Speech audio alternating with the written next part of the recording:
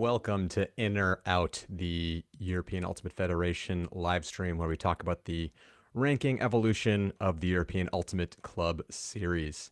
I'm Ravi Vasudevan here, very excited. We've been working on this season for a long time, and we finally have some actual results.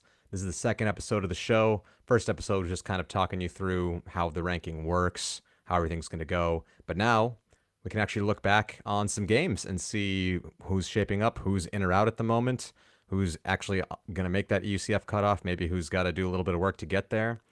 Because we had the spring tour this past weekend. Spring tour happened across many different places all around Europe. We'll get into all of that coming up shortly. But yeah, lots to get into about that. We'll dig all into the data and how it all looks. You can actually go right now to ranking.ultimatefederation.eu to check out the live results. It's now been updated from the past weekend and some other results from previously this season already as well. But before we go into those results here on the show, actually Nemo from the European Ultimate Federation would like to come on to talk a little bit about how the streaming went with Solid Sport this past weekend. So let's bring him onto the show and have a little chat about how the streams went. Nemo, welcome to In or Out. How are you Hi, feeling Ravi. after this crazy weekend that you had? Oh yeah, crazy indeed. Yeah, you were there. You were in Grenoble. Yeah. You had we talked a little bit. So yeah, it was an intense weekend for me. And for people on the field, for people on the ground working on all 5 locations. So yeah, intense, but also good. Amazing results. Super curious what you will talk us through today. Yeah, great. Before we go into all the streaming issues that you wanted to talk about, I mean, how did it feel to realize this? I mean, we've been talking about this European Ultimate Club season for a long time, and now there were teams playing all over Europe. You said 5 different locations. Really, aside from some of the elite teams that are going to be playing at the Elite Invite for the first time, we had, yeah, I don't know how many teams, but it was crazy to have this vibe in April. Not something we really saw before. We had the spring invites before, but this felt totally different to me. Yeah, indeed. It felt different, and it was amazing to come to the various locations and be surrounded by comments, thoughts, questions. Like everyone seemed to be talking about this new season, and this really, um, uh, yeah, proved the concept. We are super excited that so much conversation is going on, and now seeing this all play out is just a very great feeling. All right, so starting off, we had Solid Sport. There was a lot of talk, a lot of controversy over this decision that the EUF made around the Ultimate community. Um, what are your first thoughts about how things went this weekend? Yeah. Yeah, we definitely want to use this opportunity to address this weekend, address the streaming. First of all, I'm very thankful for the amount of interest that we've gotten. This was really great. We had 5 different locations, as we mentioned. We had one stream in London. We had 2 streams in Malmö. We had one stream in Brno, 2 streams in Padova, and 2 streams.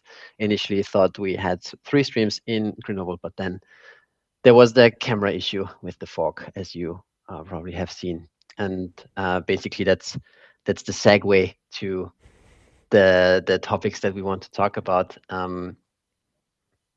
Overall, we have these 5 locations. We have 4 different production levels, and it, it was a stressful thing because in the end, the EOF and with the local organizers, we made the decisions to what level of production we want to bring to these events, and we focused on quantity, as you all saw.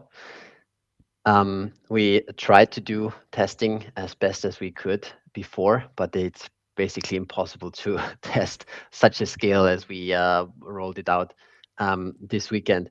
And yeah, for this, we also have to say that this was not entirely the product that we wanted to deliver. So there were a couple of issues um, with streams being massively delayed because of infrastructure, internet, power. Um, then on top of that, we had the fog in the camera, which is unheard of. Um, just as comparison, have would never have thought that Grenoble is a tougher weather than Limerick. We had the same camera in Limerick. Um, did ha- did not have these fogging problems. So we know about all these technical issues, and we are definitely looking into them. We want to make a better product for the community. For example, the production of LTTV that we had in Padova was really great. Again, we had a great collaboration with them also for the remote commentary. I think this was something that added a bit more value to the AI streams. We know that this is not the highest quality, and the opinion of the community really matters to us. On this level, on this note, it's also important that when you're watching these streams, it's important to use the report functionality because that helps us also address technical issues quicker. And Solid Sport really helps us in managing then all these 5 different locations, 7 fields, and so on. Great. So how so one thing I heard a bit from people around Europe looking at these events was the quality of the some of the VO streams. I think there's some conditions where it can track the game better than other conditions, and um, I think it's hard to know ahead of time whether that's going to be for this field or not. I mean, but in general, barring that, I mean, in Padova you had an actual single camera person that was manning the camera. I think that's always going to be a bit better quality, assuming Yeah, you have a, absolutely. a competent person. Is there some way that you can inform the audience before they maybe purchase a game what type of stream they're getting? Because I think that would go a Yeah, long way. Um, yeah, absolutely. Uh, this is the learning experience as well that we made, let's say, the additional effort to have the RTTV logo on the thumbnail of the streams where they streamed. We want to include these type of features in the future thumbnails as well, so that the audience knows this is an AI production. This might be an AI production with commentary and so on. We want to give a lot of detail. Sometimes it still is up to change because of unforeseen circumstances, but we definitely want to give a better preview of what they're purchasing actually. And for the VO camera and VO stream, I think we will also look into that. It's better to have the VO camera on with only one game and not these layered games where it's looking on the field, but actually it's 2 games back to back, and then it gets confused. Yeah. yeah, Hopefully, we raise as much interest into these streams from Ultimate that these AI companies also develop an algorithm that is functioning for Ultimate at some point. yeah. And I think you mentioned that it's up to the players whether they think this is worth it or not. I mean, like you said, you went for quantity over quality. You made sure there were streams at every single event. That meant that we didn't have the highest quality everywhere. Did you say you wanted to reach out to see if the community likes having these streams or not? I mean, it's up to them, and they can also purchase with their euros, right? If they want to buy these or not. If because basically it comes down to we either have a couple. We could have had like a couple fields out of the 5 tournaments streamed at the quality that we're a bit more used to, or we can have these VO streams everywhere. What do you say to that to the community? I guess. Yeah, I think this is where we want to publish basically a feedback form Hmm. very soon, where we are looking exactly into this feedback. Is it better to have a low-level production and roll it out through many fields?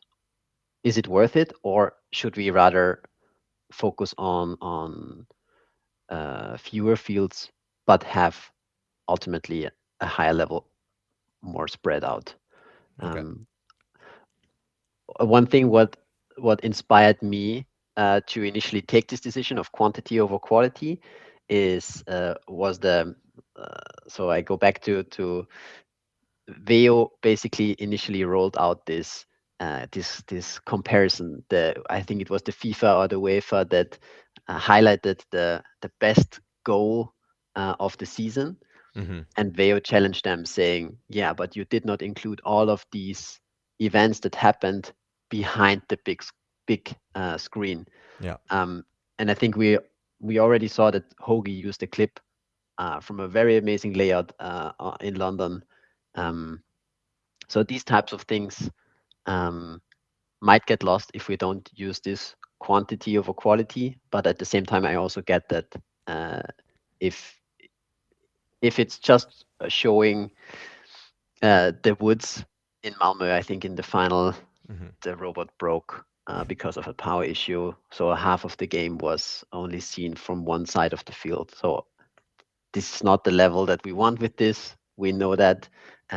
Yeah, again, reporting functionality. And if you really have the feeling that this is something that you don't want to pay for or there are issues, you can report, you can reach out to support to the support from SolidSport and also claim your refund if that's what you feel that you want. Great. Did you have that feedback form ready yet, or is that going to come out some point soon? I think we want to review it one more time. Okay. We will reach out through those that have watched the streams. So expect maybe an email coming soon towards you. We really want to listen to the community um, and go from there and work. And we learned a lot this weekend.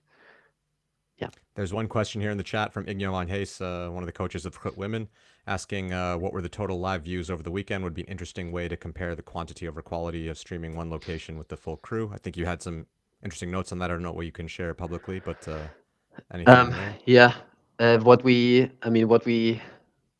What we saw was that, for example, compare this weekend compared to the EUCR weekend last year.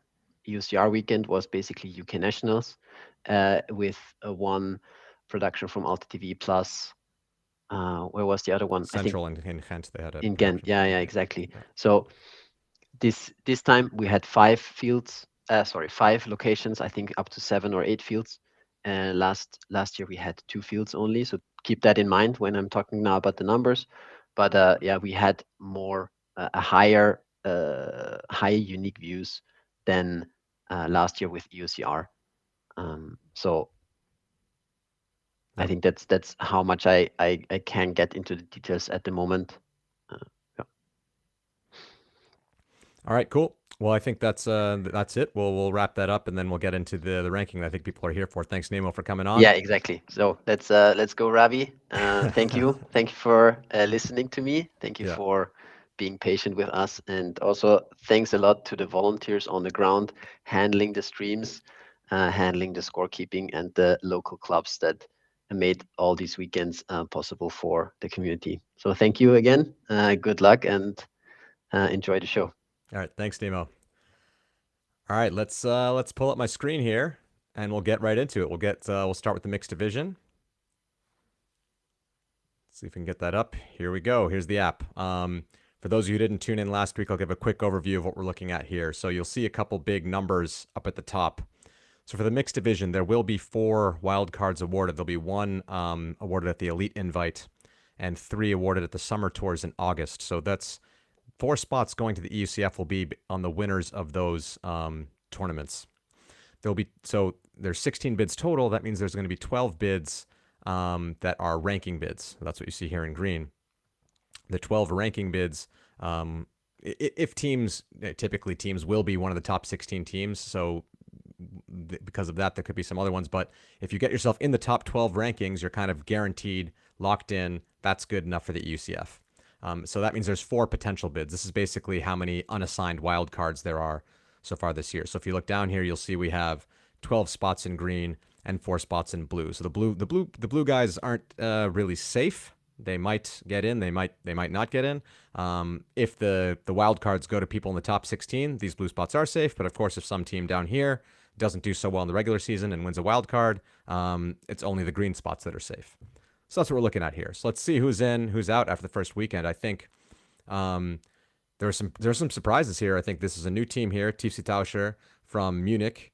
I know that Munich is not a city that's focused a lot on mixed before, but right now they're really, really focused on mix this season. And they brought this team together with a lot of top players from MUC and from previous Wood Chicas and everything like that. And they came out, they did really, really well. And I think the first game they came out and beat the champs from last year, Deep Space, and made a statement there and went 6-0 on the weekend and ended up with the highest rating over the weekend. Then we got Cescadistas from France. They actually didn't play Spring Tour, but they got 2 wins at French Nationals over other teams that were at Spring Tour, or one of the teams was at Spring Tour, anyways. So they with those results, they also put themselves up pretty high. Glasgow also went 6-0 at their Spring Tour event. Mosquitoes from Austria in fourth. Padova Rangers, hosts of the Padova one. Deep Space, last year's champs, all the way down here at sixth. I did hear that they were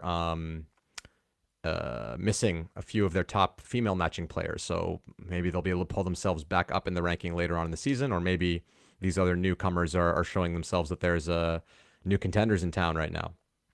Puck from Paris, Pelt from Ireland, Monchot from France, Nulacht, German team, 10th, Heroes Flying Disc from Hungary, and Skythis from Poland. So those are the teams that are in the guaranteed ranking bids spots. Then we see Malmö from Sweden, BN1, UK team, Frub from Frankfurt, and out another Hungarian team. And we see the last team out is Savage, and I believe that's a Poland team. I need to add flags to this app so we can really make sure we know all of our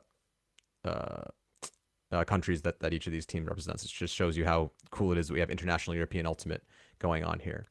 So one thing to keep in mind with these rankings, especially this first ranking, and I'll repeat this for all the other divisions, is that it's not really fair yet. And the reason it's not really fair yet is because there's actually kind of the teams aren't all connected at the moment. And for that, we can look over at the connections tab. So I'll open that up. You can see this looks like a bit of a cluster. It might look like everything's connected, but if you start pulling it apart, you'll see that there's actually a separation. Let's see, I'll pull Cescadistas over here. Yeah, so here, you see there's actually a separation here of the teams that played in, I think this was the Malmö tournament, and here are all the teams that played in the Padova tournament, plus a few teams that played French Nationals. Puck played both Padova and French Nationals, so there's a little bit of a connection there. And then Puck also played at the Gentle Invite, so I think there's also some connections there to players there. So this is kind of one connected area, and you see Monchot is only connected through Seski, then to Puck, and then to this area, and then there's kind of a separate one here. So you can't really compare teams from this island to teams from this island, but the ranking algorithm kind of centers everybody at a 0 rating here and centers everybody at a 0 rating here. And if one team is very dominant in their tournament, they'll look a little better now than they would later. But then when we get to more tournaments, and we'll talk at the end of the show what's coming up, this will all start to get really, really nice and connected, and then we'll get a nice sense of who's going on in the rankings. So yeah, that's it. If people want me to dig more into a team's games, hit me up in the chat. I will be paying attention there to see if anybody wants me to look at a team, and if you have any questions, why is my team here? Why is my team there? Happy to answer it. But that's mixed. I really want to take a look at each division. Nobody really cares about these teams up here. We all know these teams, at least these top few teams, they're probably going to qualify. Okay, the elite invite teams aren't there yet, but they're probably going to qualify. I think it's every week I really want to look at the cutoff and how close is the cutoff. So the first cutoff is between green and blue. Who's in the ranking, who's safe, and who's not. And you see here, it's very, very tight. So if you don't know the algorithm, you get these sort of points assigned to you. And I'm not going to go into all the math again. On the last episode, you can learn all about that. But just remember that if you beat somebody on Universe in a game, you'll get 125 points more than their score in that game. So a difference between 125 points is about a Universe point win. So if you're closer than that, that means teams are extremely close. I just got a question here. What should we do if the entered score for the game is wrong? Where should we reach out? I will ask Nemo to write me something in the chat somewhere, or he can respond to that maybe in the chat on Solid Sport. I'm not actually sure, but probably, I mean, the competition email is one that you could definitely go to. So yeah, if there's incorrect scores, of course, we're going to have to correct the ranking. So we're doing what we have with what was reported on LT Organizer. If you see incorrect scores during a tournament, please get it updated then and there so that we don't run a ranking with the wrong scores later on. All right, cool. So, like I said, 125 point difference is about a universe point win. So, if we look at, let's see, Sky this Warsaw and Malmö, they are 61 and 21. So, that's only 40 points of difference. And actually, if you look at this matchup tab, which I used, so let's put in Sky this and Malmö, you see that it expects a draw. And that's saying something because I actually round to 2 digits. So that means it's closer to 15 to 14.99. Like that's how close these two teams are. So you can see every little point could make a difference. One more point here or there throughout the whole season might be what gets you into the EUCF or not. So just keep that in mind as you're playing these official games, that you have to really take every point and make sure every point counts, because you never know which one is the one that's going to matter. So that's Sky This and Malmö. Let's look at the second cutoff, which is Out and Savage. Out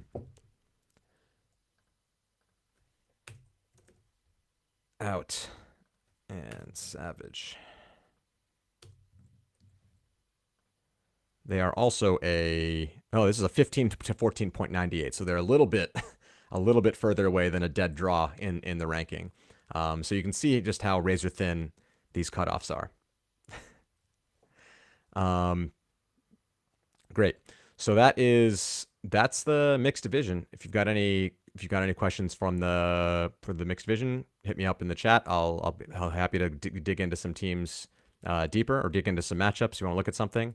But yeah, that's it for now. We'll go into next, which is the open division. So open division, we've got there will be 6 wild cards in the open division. It's a little different than mixed, which means there's only 10 safe ranking bids. There's going to be a few more summer tours in open. So yeah, six potential bids. So it's a little harder to get that secure, safe spot in open, but that's just the way it is. So looking down the rankings here, Chalk, who won the invite in Grenoble, they went 6-0. They ended up with the highest rating of all the teams on the weekend. After that's 3SB, who I believe went 6-0 at Brno. XVI, who was also at Grenoble, ended up doing really, really well, actually. And I noticed something from them in that they had a game against Aarhus, which they managed to win 15-6. And you can see that their opponent's rating was quite low, negative 425, compared to their positive 456. So for those of you who don't know, getting to 15-6 is what is going to allow you to have a game get blown out and not count. So if Aarhus had gotten to 15-7, that could have really brought down XVI's ranking, but they did a good job to make sure they got that 15-6 win. I don't know if they were putting in power lines at 14-6, like I always recommend every team to do, or if they just got a little lucky, but worked out for them there. Mooncatchers, finalist last year, was number 1 in the rankings when we ran it on the data last year. They come in 4th. Hrut, playing an open division for the first time, managed to get a 5th place after the first ranking. Quixotes from Madrid. Behind them, La Fota in 7th. People might be surprised to see La Fota this low. Partially why they're that low, I know, is because they actually had a game in it's a single game here because it wasn't in an EUF sanctioned event, but it was a game at Italian Nationals. They played against a young team, One Tribe, and they were only playing with their O-line, I believe. They split their the team into 2 teams when they play Italian Nationals, but they decided to make that game count. And it turns out they lost 15-9 to One Tribe, who we haven't seen yet in the rankings as I've gone down. So that game is definitely pulling them down a bit further than otherwise. You can see all their other scores are in the positives, and this 15-9 loss is a negative 325.48. So really bringing their average down compared to where they are elsewhere. So if you're going to make things count, maybe bring your full squad. Is no good from Paris behind them. Heidi's also had a decent showing at Grenoble. Isno and Heidi's are both there. Ranelagh had some great results in Padova. They get 10th, just above the safety cutoff. Behind them is the Costa Rica Grandes from Rimini. One Tribe, team we mentioned before, probably being pulled up a bit by that win of 15-9 over La Fota.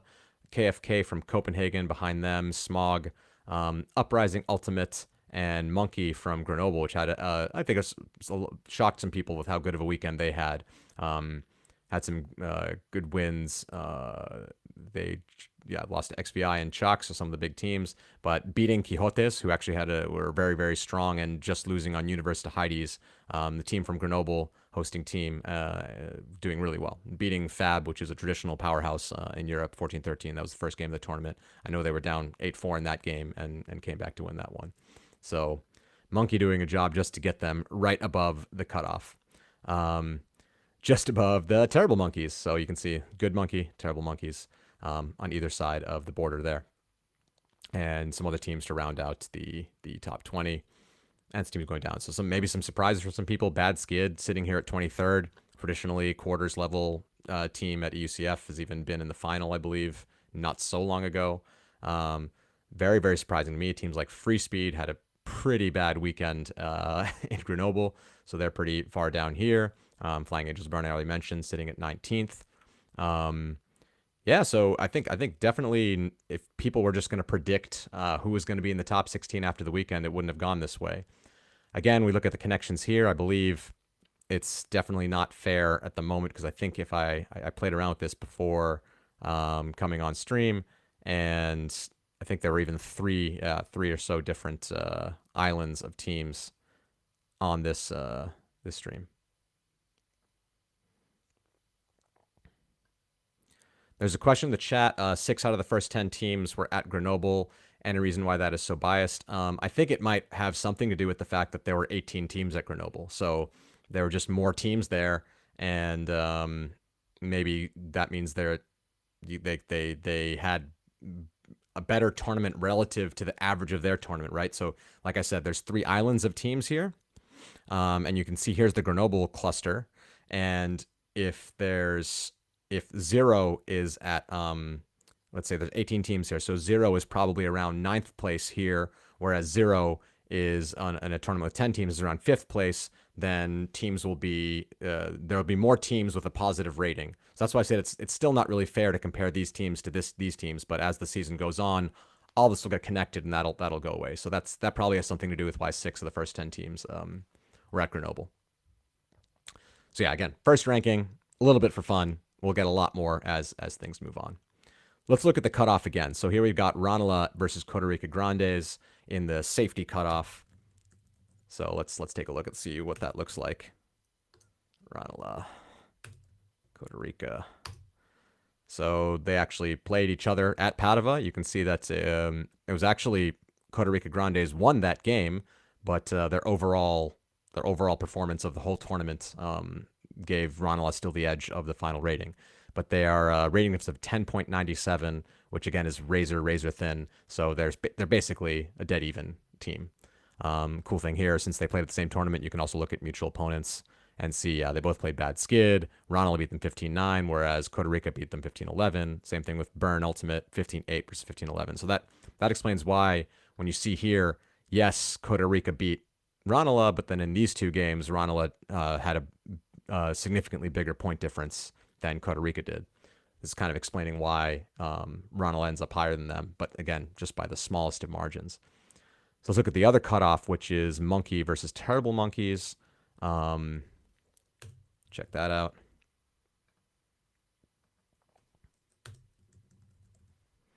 So these teams, I don't think we're anywhere close to each other, so there's no mutual games between them. But again, a 27-point difference, dead even draw, closer than 14.99 to 15. So that's the margins we're working with here. So, and if either of these teams scored 1 more points in any game, they probably could have flipped the result.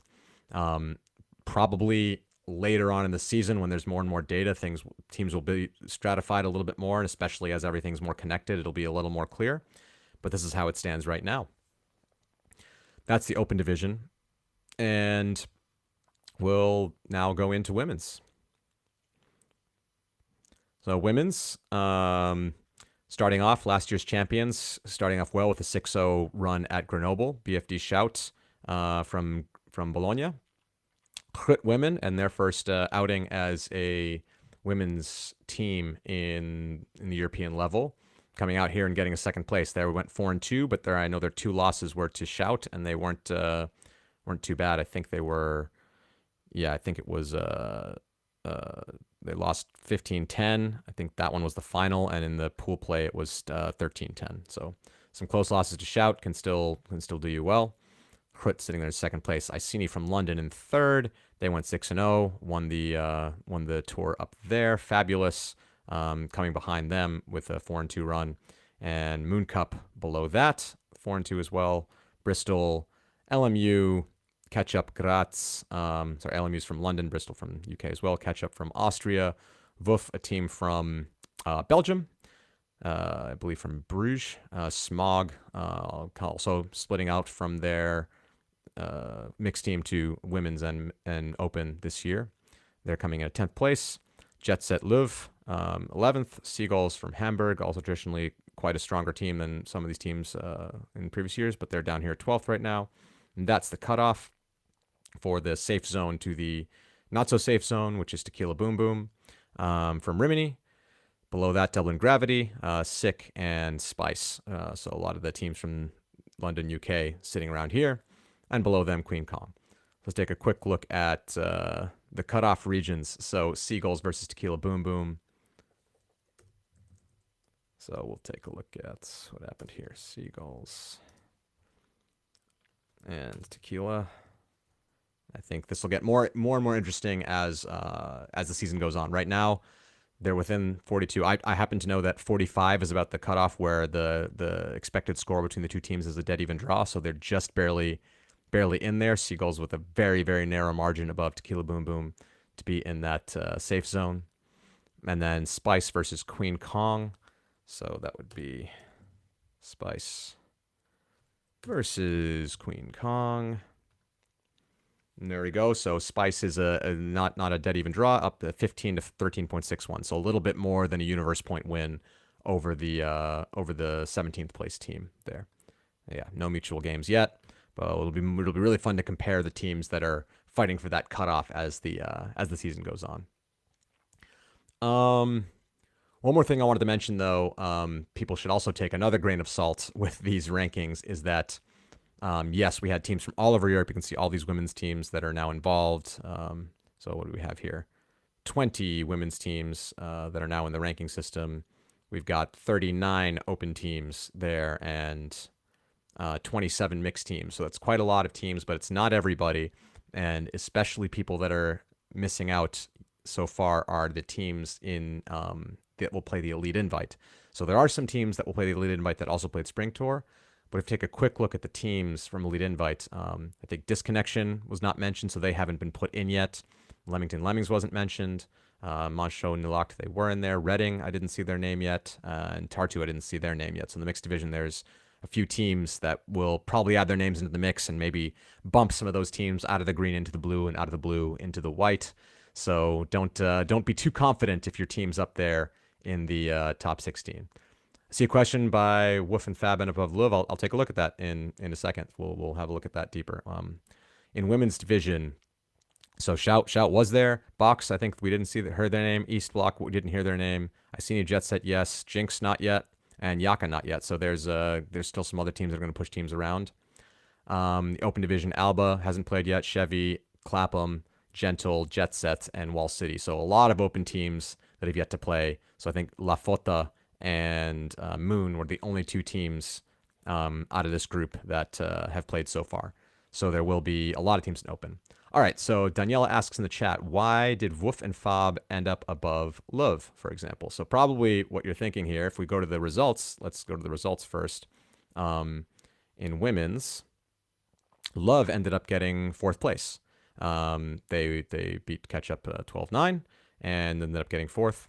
And if you see, in consolation play, Woof and Fabulous were the top teams in the bottom pool. So let's take a look. Let's see if we can figure out why Fab ended up above Leuven. So let's look at the teams one at a time. So let's go into the women's division.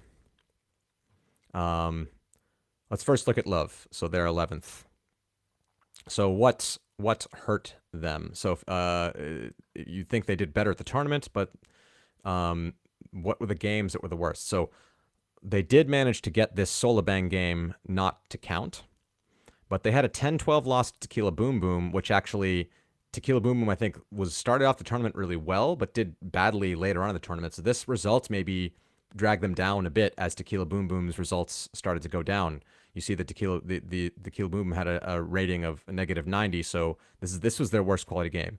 This is something you can always do if you go to a team. You go to their games tab and you just sort by the game rating. You can see the order of like what your best game was and what your worst game was. So yeah, they had a good result getting a 13-12 win over Ketchup Graz. That was the best result for Love with a 237, but they're very high variance. It went from a 237 all the way down to a -328. That's a very big swing in like how good or bad your games can be. So yeah, they lost to they lost to Shout, and actually a 15-3 loss to Shout because of how dominant Shout was at this tournament. It was still their second best game. Whereas games like this against Queen Kong just weren't that great. So you were asking about Fab and Woof compared to them. So let's take a look at Fabulous.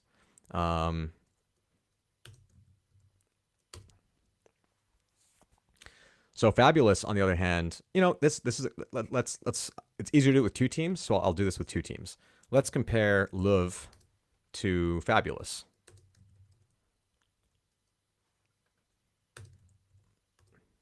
Okay, so the first thing I note is that the teams didn't play each other, and the algorithm does predict Fabulous to beat them 15-10. Well, let's look at the direct comparisons to their mutual games. Now you see. Even though Love did better than Fabulous in the tournament, against BFD Shout, they lost 15-3, whereas Fabulous lost 15-8. So they actually had a much better result. That's a significantly better score for your ranking than a 15-3 loss. Queen Kong, 6-9 loss.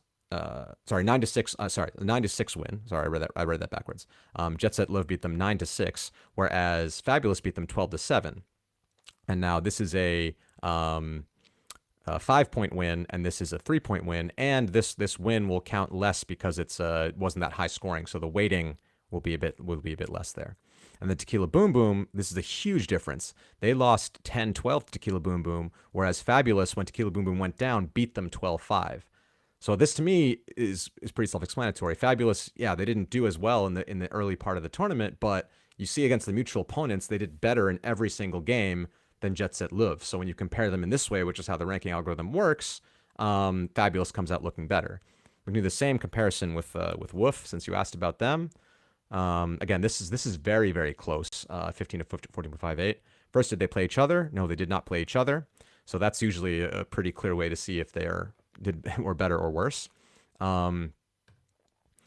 So what happened here? So again, 15-3 and 15-6, those are the same, because everything from 15-7 onwards is the same. So against Shout, they have the same score. Against Solabang, 15-6, 15-2, those are also the same. So that's these are both dead even results. But again, here you see the flip. It's 10-12 to 12-10. So Tequila Boom Boom won by 2. Woof beat Tequila Boom Boom by 2, and Jet Set lost to Tequila Boom Boom by 2. So again, I think this seems to be the key result here, is losing to Tequila Boom Boom when they were doing well, but then as Tequila Boom Boom started to do bad later in the tournament, that brought them down. So this is just how the ranking algorithm works, and yeah, I think that explains to me a bit about why one team is over the other right now. Again, early season, only 6 games each. We're going to get way more games, way more connectivity, so things will run themselves. Things will become more clear and more accurate as we get more and more data. All right, Florian's asking, can you go into details about Heidi's? 3rd in Grenoble, 16th in the ranking from Grenoble. Okay, so why is that? Let's first take a look at Grenoble and the results, because this is what everyone's used to. So everyone's looking at things here, and then they're like, oh, it's not going the way I think in the ranking. So open, let's see. So Heidi's here. They end up losing to beating Monkey on Universe, getting 3rd here, but apparently they end up being the 6th team. So what was their issue? So we'll go to the Open Division, and we'll look at the Heidi's team.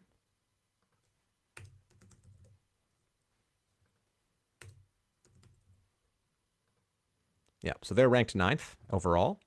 And what what's pulling them down. So again, sort by game rating. You can see what's the worst. This Revolutionaire game isn't that would have been their worst. They beat them 15-3, but that still was their worst game. But because it's in red, it doesn't count. That's why this blowout rule is there, to make sure when you crush a team, it doesn't count.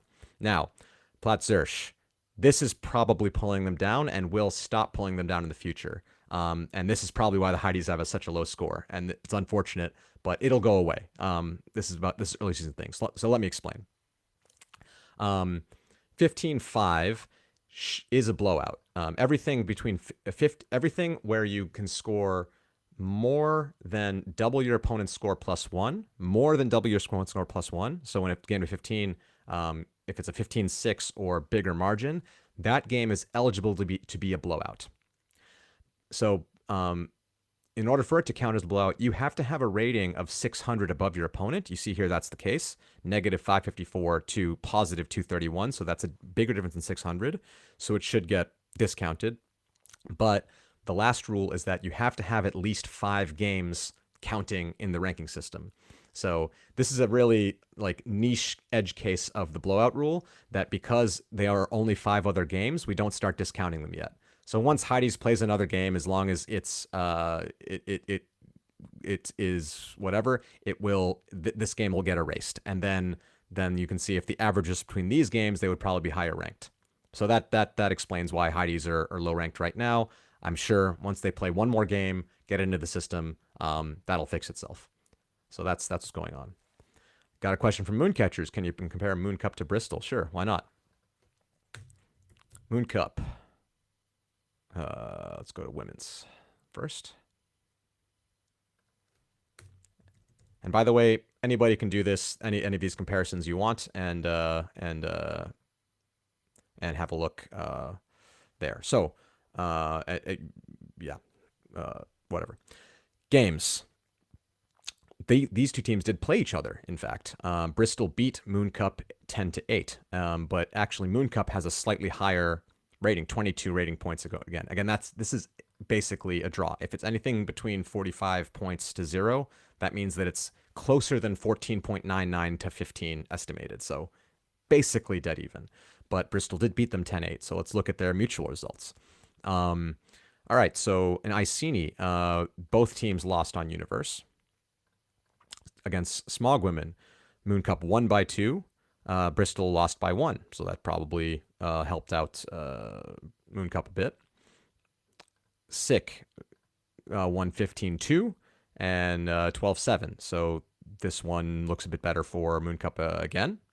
And in Spice, it's a 9-6 versus 15-3, so that's another one where this one helped Bristol. So I'm guessing if you compared both teams, also with their other games, yeah, let's take a quick look here, because that one wasn't as clear cut.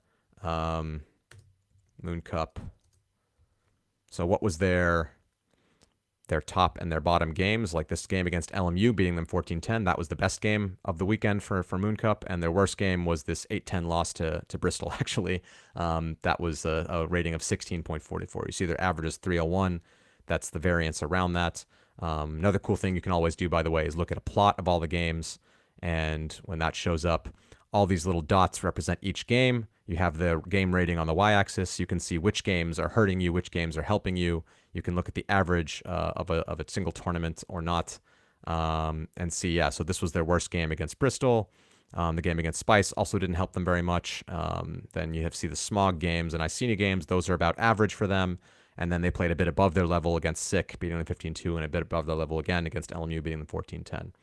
And if we go to Bristol, so remember where the average was. Average is about in the same place. And it is a bit narrower spread, I think. Yes, it's usually, if it's one team's worst game, is the other team's best game. So the 10-8 win for Bristol over Moon Cup was their best game of the tournament.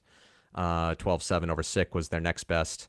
Then you see the Iceni and Spice games hanging out there on top of each other. Gravity 12-9, and then their worst game was the loss to Smog 11-12.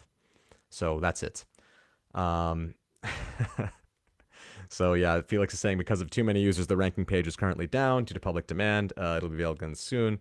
This was our first time releasing the rankings publicly. I'm sorry about that. That's also why you'll see that I'm running this locally for the live show. I do know that when fewer people are looking at it, it will be easier to run, and we'll try and fix some stuff up to make sure that it can handle the demand that it's going to have nowadays. But so with that said, we still have a few more minutes here. If anybody in the chat would like me to look at something here, okay. Now I'm sorry, I was looking at the I was looking at the Solid Sport chat, and I'll take a look at the YouTube chat. It says if the team goes to their first event with a weaker roster, gets a very low rating, they will get a huge amount of points in their second event with a full roster. So if a team goes for the first event with a weaker roster and gets a very low rating, they will get a huge amount of points for their second event with a full roster. Every game gets averaged the same, so we don't have any recency bias here in our algorithm. So it'll count all the games the same. If you have a really bad tournament early on, it will be hard for you to pull that whole tournament up. If it's one bad game out of, let's say 15 games in the season, it's not going to matter. But if you have a fully bad tournament, that could be difficult to recover from. So, yeah, but on the other side, maybe what you're asking is if you play against the team when they're weak, and let's say you crush them, and then they go to a better tournament and then they do really well, could that pull you up? Yes, that's the case. So if you look at any team's page, you can see this SOS value, which is the strength of schedule, which tells you the average rating of the opponents that they've played. And this plays a big part in the algorithm. So another thing you should always know is that basically any team that you've played, whether they beat you, whether you lost, well, if it's a blowout rule, it doesn't really matter that much, but whether you beat them or whether you lost to them, you want your opponents to do well. When your opponents do well, that's part of the way it's calculated, is that helps you.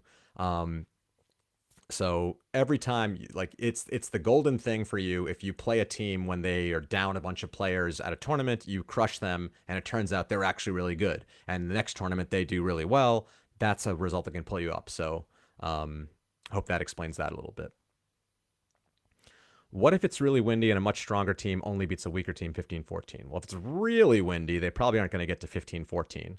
And I don't think a much stronger team will beat the weaker team 15-14, but well, that's that will be a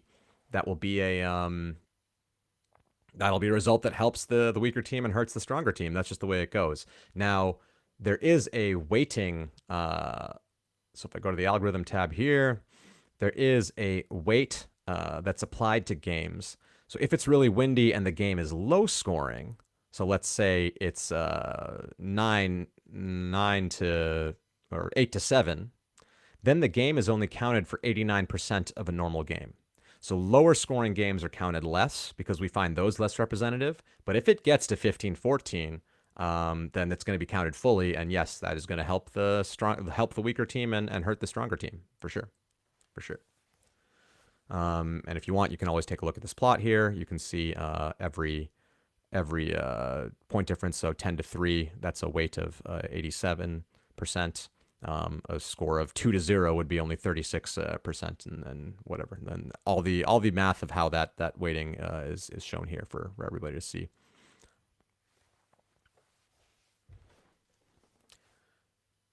So, looking around for some other questions. Yeah, this is the way things are going to go, and I'm very excited about it. And I'm excited that you were excited enough to crash my app out of interest to see the rankings, and we will do our best to make sure that works better for the next time we run the show, and because we know this is in high demand. Let's see, what else did I want to talk about? Just checking in my notes here. I'll still be around for a few more questions, but I'm going to mention what's coming up. What's coming up in the EUCS? You know, we have our first big weekend. How are things going to move later on? So in the next coming weekend, we've got. So the next show I'm going to do is probably I'm hoping to do it the Monday after Tom's. If not, it'll be the Monday after Elite Invite. But we'll definitely do one the Monday after Elite Invite. But I hope to do one the Monday after Tom's because there's a lot of teams coming to Tom's and a lot of teams playing this coming weekend. So we've got the Italian National Championship coming up. We've got Vienna Spring Break, which has already 9 open teams and 6 women's EUCS teams that submitted rosters and are going for that. Really cool about the open teams is that we'll already get some connectivity there. between some of the teams that are going. We're at different spring tours, so that'll help to unite some of the tournaments. Those results will be building bridges. So championships of Italian Ultimate Open as well as the French Nationals. So we'll get some few more games there, and then of course a biggie the weekend after next, which is Tom's Tourney, where there's loads and loads of EUCS teams going. That's going to be really exciting, and then of course the Elite Invite. So I think this was a fun little exercise we did so far, but this is just a taste of what's coming. Next show, we'll already have a good idea and preview maybe a little bit. Maybe we can look at some matchups going into Elite Invite and say, oh, let's predict how this team's going to do it against that team compared to how they did at Tom's and how they matched up. That's going to be really fun. Then after Elite Invite, we're really going to have a good sense of what the rankings is going to look like, and the transfer period is going to start. So really, really excited about this season. All right, I see a couple more questions, so I'll go back to those. Open my app back up.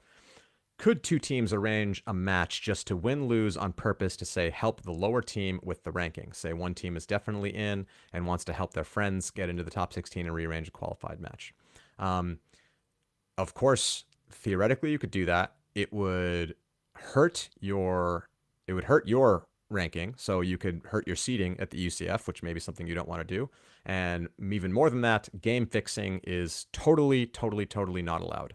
And if we sense it, if we get note from people that they suspect that there is game fixing going on, we are going to look into it as EUF, and we have a zero tolerance policy. If we suspect it's going on, we're going to just any team that's involved in game fixing in any way will be banned from the the UCF this coming year, and who knows what will happen for the year after that.